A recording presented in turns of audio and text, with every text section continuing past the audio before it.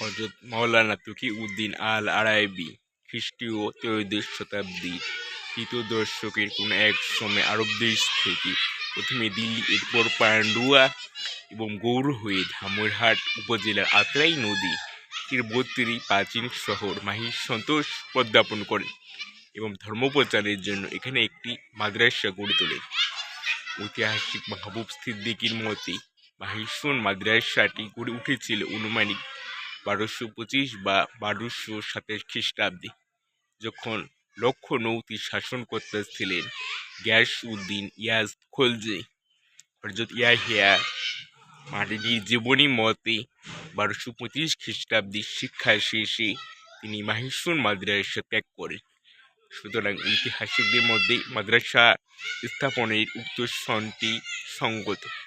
হযরত Taqiuddin আল আরাইবি অত্র মাদ্রাসা প্রতিষ্ঠা, জ্ঞানদান ও ইসলাম প্রচার শেষে এখানে শেষ নিঃশ্বাস ত্যাগ করেন এবং মাহিসুনেই তাকে সমাধিস্থ করা হয়। রুকন উদ্দিন বারবাক শাহের সেনাপতি ইসমাইল গাজী সহ কামরূপের রাজা কামেশ্বরের সঙ্গে যুদ্ধে নিহত 120 জন শহীদ সৈনিক গণকবর শিমুল গাছের তলায় রয়েছে।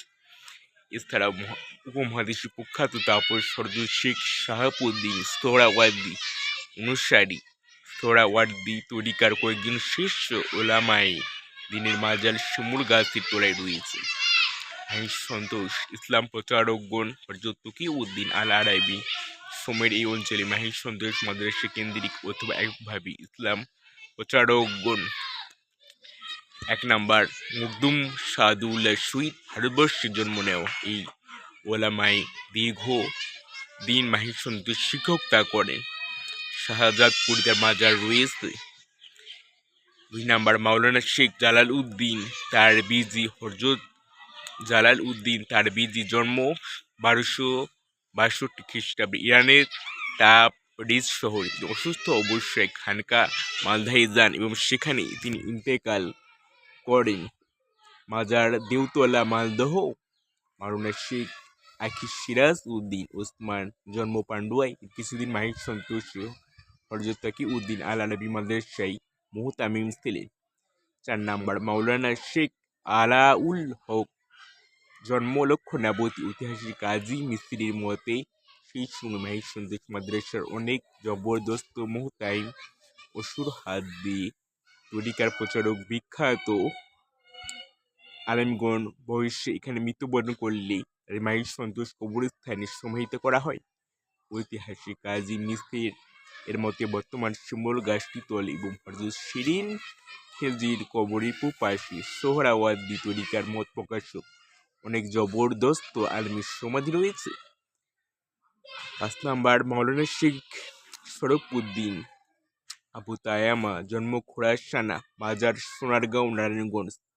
মাহিসন্তোষ মাদ্রাসা স্থাপিত হওয়ার পর তিনি সোনারগাঁয়ে বাংলার প্রথম পূর্ণ মাদ্রাসা চালু করেন।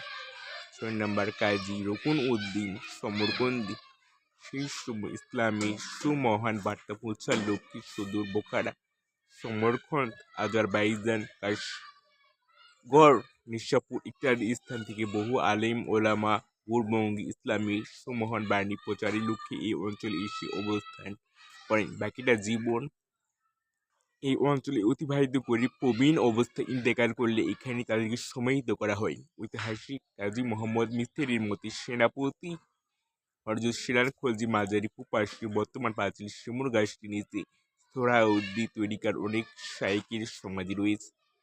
7 মখদুমুল মুলুক শেখ শরফ উদ্দিন ইয়াহিয়া মানারি। তিনি ইয়াহিয়া মানিরির নাতি এবং শরফুদ্দিন মানিরির পুত্র। পিতা শরফুদ্দিন মানিরি জামাইতাজ ছিলেন সোনারগাঁওয়ের আবু তোয়ামা, জন্ম বিহারের মানারি শরীফে। বাংলাদেশের সুফি পীর আউলিয়া ডক্টর গোলাম থাকলেন 17